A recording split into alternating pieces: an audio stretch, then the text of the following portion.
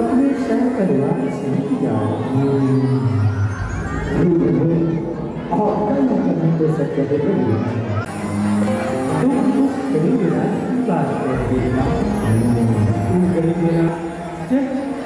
तुम्हारे हाथों को मेरे पैर में जब चीजें देखी तो करीब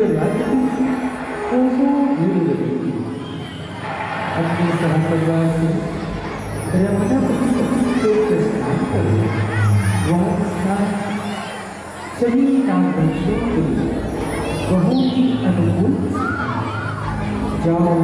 तुम्हारा कल्याण हो।